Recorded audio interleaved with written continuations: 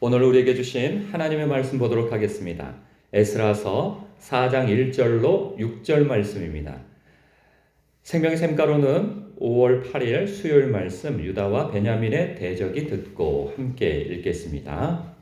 사로잡혔던 자들이 자손이 이스라엘의 하나님 여호와의 성전을 건축한다 함을 유다와 베냐민의 대적이 듣고 스룹바벨과 족장들에게 나와 이르되 우리도 너희와 함께 건축하게 하라. 우리도 너희같이 너희 하나님을 찾노라. 아수르 왕 에살핫돈이 우리를 이리로 오게 한 날부터 우리가 하나님께 제사를 드리노라 하니 스룹바벨과 예수아와 기타 이스라엘 족장들이 이르되 우리 하나님의 성전을 건축하는데 너희는 우리와 상관이 없느니라.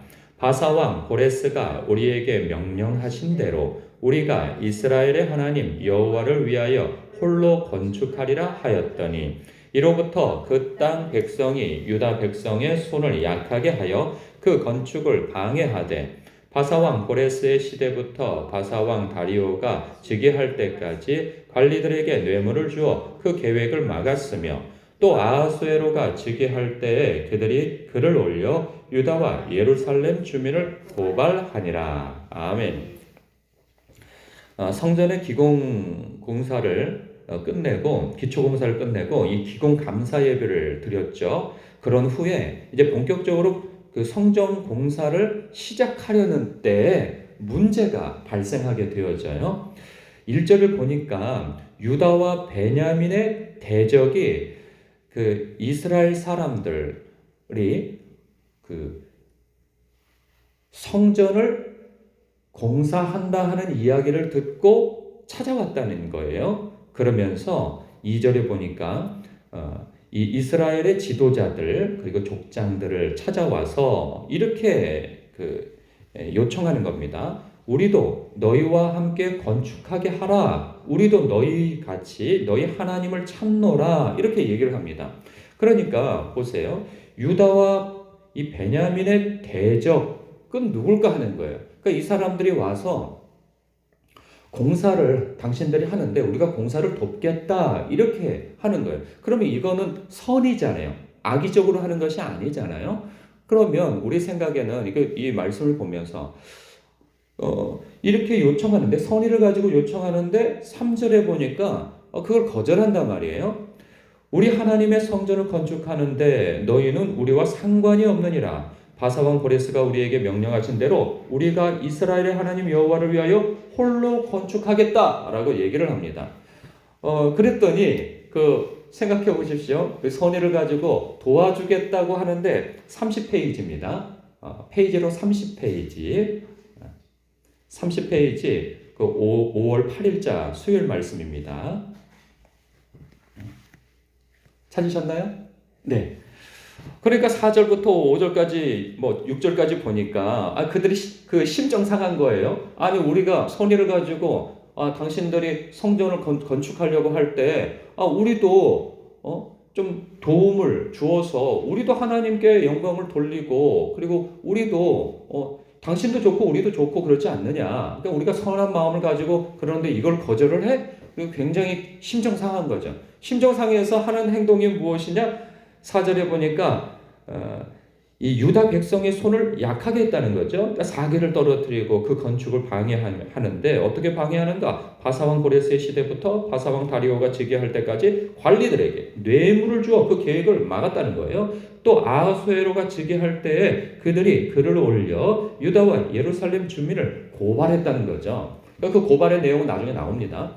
이거 굉장히 아주 난처하게 됐어요. 분명히 고레스 왕의 칙령을 받고 하나님의 명령이라 여기며 그들이 돌아와서 성전을 지으려고 하는데 아니 그 주변에 살고 있는 이방인들이 돕겠다고 해서 거절을 한 거죠. 그러면 이들이 도대체 누굴까 하는 거예요. 빨리 얘기를 하자면 그들은 사마리아 사람들입니다. 그럼 사마리아 사람들은 어떤 사람들인가? 같은 민족이에요.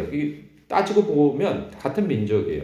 과거에 한 130여 년 전에 그들은 나라가 먼저 망했죠. 북이스라엘과 남유다가 있어요. 우리나라 식대로 보면 북한이 있고 남한이 있죠. 혈통으로는 한 민족이란 말이에요. 그런데 이 북한으로 보여지는 이 북이스라엘이 먼저 망했어요. 외국의 침략이 되어져서. 그러니까 아수르가 침략해서 나라를 망하게 했죠. 그때 그들이 쓴 정책이 무엇이냐? 북이스라엘 사람들을 다 끌어가가지고 자신의 나라에다 다 흩어버립니다. 그리고 난 다음에 제국 내로 다 흩어버리고 반역을 하지 못하게. 그리고 제국 내에 있던 다른 그 식민지의 백성들을 끌어다가 다시 그 점령한 나라에다가 흩어버려요. 그러면은 그 봉기를 일으키거나 반역을 일으키지 못하잖아요. 그 힘이 없으니까. 군사적인 응집력이 없으니까. 그래서 그들을 갖다 다 흩어버렸어요. 근데 문제는 뭐냐면 이 사마리아라고 하는 곳도 어쨌든 여호와 하나님을 나름 섬겼던 지역이란 말이에요. 그래서 이방인들이 들어와서 그 유다인들하고, 유다인은 아니죠, 이스라엘 백성들하고 섞여 살게 되어지는 거예요. 근데 문제는 이스라엘 백성들도, 북이스라엘 백성들도 여호와 하나님만 섬기는 신앙을 이전부터 갖지 않았어요. 그래서 하나님 앞에 두들겨 맞아서 나라가 망하게 되어졌고 포로로 끌려간 거 아니겠어요? 근데 이방인들이 들어와서 사니 애초에 여호와 하나님만 섬기지 않았던 그들이 이 재력과 어떤 이 시장을 가지고 있는 외국인들이 들어왔을 때 그들과 어쩔 수 없이 어울려 살아야 된단 말이죠. 농사도 같이 짓고 장사도 해야 되고 무역도 해야 되고 먹고 살려면 그들과 같이 어울려야 돼요. 그러면 그들과 어울리려면 그들 어울리는 과정 속에서 결혼도 하고 그러면 그들이 섬기는 신도 같이 그 가정 내로 또 신앙 내로 휘짓고 들어오게 되어진단 말이죠. 그러니까 이 사마리아 사람들의 특징은 무엇이냐? 여호와 하나님만 섬기는 것이 아니라 여호와 하나님도 섬기게 되어지는 거예요. 하나님도 섬기고 우상도 섬기고 돈도 섬기고 이것저것 다 섬기는 거죠. 내 삶을 번영케 해줄 만한 것들은 다 얻어 걸리라 이거죠. 뭐 부처도 좋고 뭐 하나님도 좋고 또 뭐도 있을까요? 뭐 마호메트가 섬기는 뭐 알라신도 좋고 어쨌든 간에 여러 신을 두루 섬기다 보면 그 중에 하나 얻어 걸리면 내가 부자가 될 거 아니냐? 이런 사고를 가지고 있는 거죠. 그러니 그들이 100여 년 넘도록 그곳에서 머물러 살고 있었어요. 뿌리를 받고 살고 있었어요, 이제. 그런데 하나님의 명령을 받고 왕의 칙령을 받고 이제 과거 뭐 한 70년, 50년 전에 살던 사람들이 다시 되돌아와서 성전을 짓는다고 하니까 이것 봐라. 이거 그냥 내버려둬서는 안 되겠네. 이런 마음을 가졌던 거죠.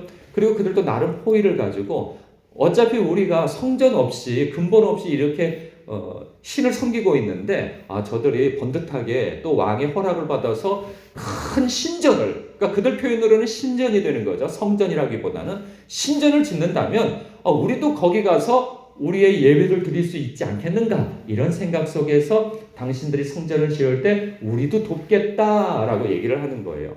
그러면 유다인들 입장에서는 무슨 생각이 들겠어요? 과거에 자신들도 여호와 하나님도 섬기는 그러한 이 신앙 때문에 잘못된 신앙 때문에 나라가 망하고 포로 생활을 하고 이제 깨우치고 돌아와서 그렇지 내가 과거에 하나님만 섬겼어야 되는데 오직 예수만 섬겼어야 되는데 불교도 적당히 발을 담그고 세상에도 발을 담그고 좋다 하는 것은 다 그냥 필요하면은 그 점집에 가서 길한 날이 언제입니까? 이런 거 따지기도 하고 정말 엉망진창으로 신앙생활하다가 흠씬 두들겨 맞고 이래서는 안 되지 하고 돌아왔는데 그래서 이제 신앙생활을 제대로 해보려고 그러는데 또 유혹의 손길을 뻗는 거죠. 예를 들자면 이런 거죠. 만약에 크게 본다면 우리 교회가 만약에 어느 지역에다가 우리가 이제 성장해서 성전을 이제 교회를 지으려고 하는데 거기에서 여호와의 증인이 와가지고 이거 우리가 여기서 원래 있었는데 당신들이 온다니 환영합니다. 우리가 당신들에게 한 1,000만 원 정도 헌금하려고 합니다. 하면은 어떻게 생각하시겠어요? 냉큼 받겠습니까? 어쩌겠습니까? 그러면 안상홍 증인이라고 하나님의 교회라고 하는 혹은 또 신천지라고 하는 혹은 불교 옆에 사찰이 있어요. 그래서 호의적으로 우리가 당신들에게 성전을 지으려고 하는데 조금 어려운 것 같아요. 경제적으로 우리가 한 1억 정도 투척하겠습니다. 헌금하겠습니다. 한 2억을 하겠습니다. 그러면 여러분은 어떤 마음 들 것 같습니까? 1,000만 원은 좀 적은 것 같으면 한 2억 정도 준다고 그래요. 성전 지으려고 그러는데. 그러면 감사합니다. 이렇게 받겠습니까? 그렇게 받을 수는 없는 거죠. 왜 그럴까요? 나중에 무슨 소리를 들으라고 다 지어놓고 우리 좀 가령 신천지에서 행사 좀 하려고 그러는데 좀 여기 좀 써도 되겠습니까? 왜냐하면 지분이 있잖아요. 자신들이 한 2억 정도 헌금을 했고 그리고 이 건물을 짓는데 도움을 줬잖아요. 불교계에서 오늘 뭐 어떤 행사가 있는데 여기 좀 응접실이나 혹은 뭐 식사 자리로 여기를 좀 공간을 써도 되겠습니까? 여호와의 증인에서 왜? 지분이 있잖아요. 자신들이 도움을 줬잖아요. 그러니까 이 정도 도움을 요청할 때 거절은 않겠지. 그 나중에 지분이 있으니까. 그러니까 사마리아 사람들도 그런 거예요. 자신들은 우상도 같이 섬겨요. 그러나 여호와 하나님도 섬겨요. 왜? 어느 신이나 얻어 걸리라 이거죠. 그래서 우리를 잘 되게 해준다면 여호와 하나님도 우리에게 도움이 되고 뭐 삼신 할매도 도움이 되고 용왕신도 도움이 되고 그리고 뭐 어디 천지신명도 도움이 되고 도움이 되는 신들은 다 섬기는 게 유익한 거지 이렇게 생각하는 사람들인 거예요.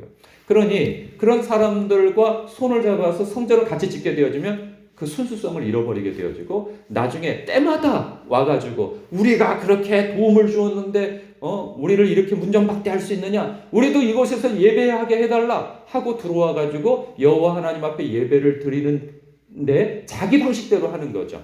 자기 방식대로. 거기서 우상도 같이 세워놓고 뭐 그렇게 하면서 제사를 드리고 예배를 드린다면 이거 어떻게 손댈 수가 없게 되어지는 거죠.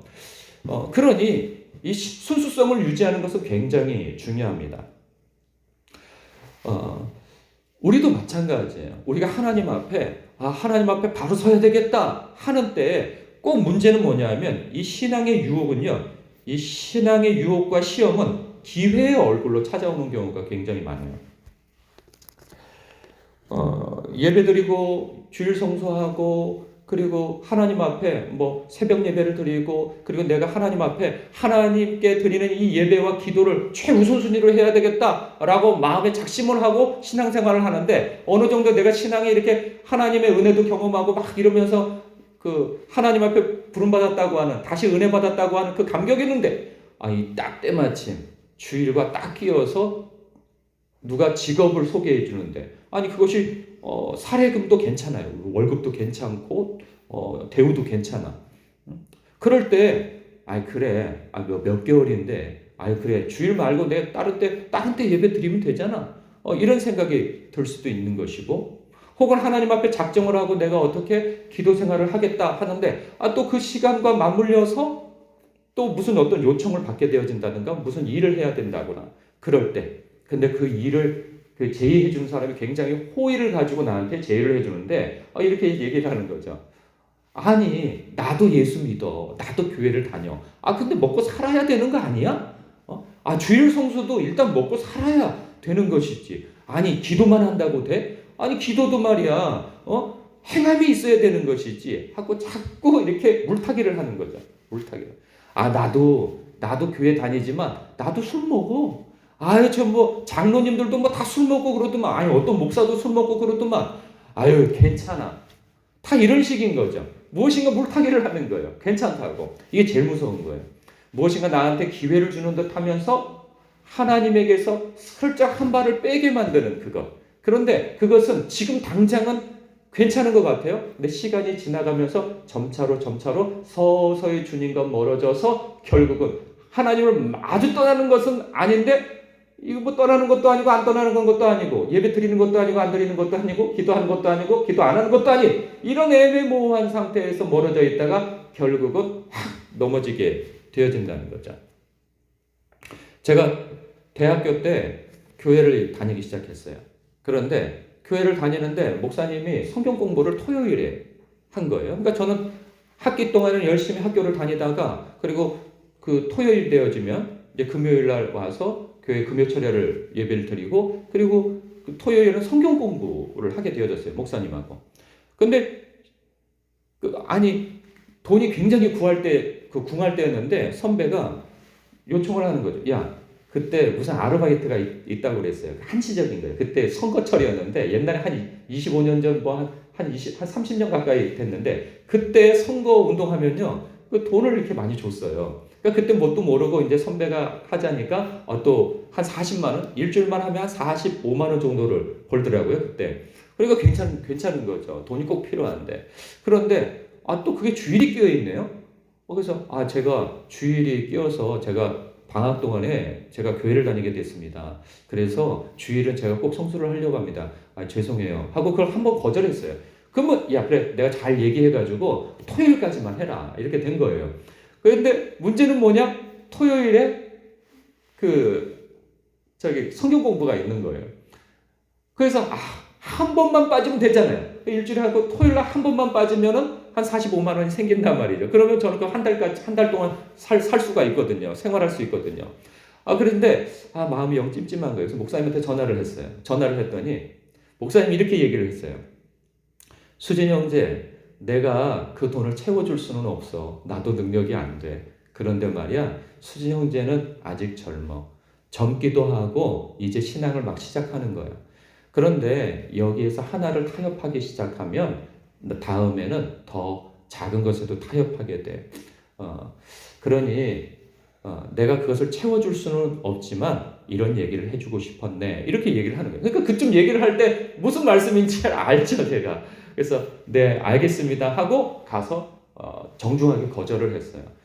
선배님, 왜냐하면 저한테 굉장히 호의를 베풀고 또 그 선배도 예수 믿는 사람이에요. 교회 다니는 사람이에요. 그러니까 아니 그거 뭐 한 번 빠지면 어떠냐고 막 엄청 저를 설득하는 거예요. 죄송합니다. 그리고 제가 체육학과를 다녔는데 아니 그 선후배 관계가 얼마나 엄격합니까? 근데 내가 너한테 후배인 너를 잘 봐서 이렇게 호의를 베푸는데 네가 이것을 그런 이유로 그렇게 거절하냐 이거죠. 굉장히 곤란하더라고요. 그렇지만 이것은 타협할 수는 없겠다. 근데 생각해 보세요. 45만 원 하고 아니 성경 공부에 다음에 또 하면 되는 건데 이건 뭐 대수라고 이렇게 생각할 수도 있잖아요. 그런데 그때 한번 딱 물러서게 되어지면 그걸 꼬투리 잡아서 너 그때도 빠졌잖아. 계속 이런 게 온단 말이죠. 한 번이 어려워요. 한 번이. 근데 그 다음은 쉽단 말이죠. 그래서 그날 거절을 했어요. 근데 놀랍게도요. 시간이 좀 지나가지고 놀랍게도 저번에도 한번 말씀드린 적이 있잖아요. 장학금을 탔어요. 그래서 그 45만 원을 장학금을 타가지고 받아쓰게 되어졌죠. 하나님께서 그때 이렇게도 채워주시는구나 하는 것을 경험하게 되어지면서 그때 잘 거절했다. 그러면서 제가 신앙을 차곡차곡 밟아왔던 것을 기억합니다. 근데 우리의 유혹은 그렇게 기회라고 하는 모습으로 둔갑을 해서 쓱 나타난단 말이에요. 이걸 우리는 잘 분별해야 합니다. 그래서 우리가 일을 하지 말라는 것이 아니고 그러나 무엇이냐? 하나님을 최우선으로 여기고 우리가 신앙생활하면서 그 일도 해야 된다는 것이죠. 하나님은 그 일도 주시고 걷어가시는 분이세요. 우리에게 돈도 주시고 그걸 걷어가시는 이는 하나님이시란 말이죠. 그렇기 때문에 그 하나님께 여쭙고 그리고 좌우분간을 하면서 분별하면서 그 일을 할 것인지 말 것인지를 하나님 안에서 결정해야 하는 것이죠. 그렇지 않으면 우리는 금방 순수성을 잃어버리고 하나님이 첫 번째였다가 두 번째, 세 번째, 네 번째 저 밑으로 밀려가지고 우리는 살게 되어집니다. 그러니 이들이 나중에는 이 어려움을 겪지만 그래도 하나님 앞에 이 결단을 한 것이 있기 때문에 그것을 양보하지 않게 되어져서 비록 어려움을 당하지만 결국은 하나님 앞에 그 순수성을 유지하는 것 때문에 나중에 다시 성전을 짓게 되어집니다. 오늘 말씀 속에서 여러분 묵상이 하나님 앞에 결단한 것을 잘 유지하고 그리고 그 우선순위를 두고 신앙생활 해야 되겠다 하는 그 마음의 결단과 묵상이 있으시길 주님의 이름으로 축복합니다. 기도하겠습니다.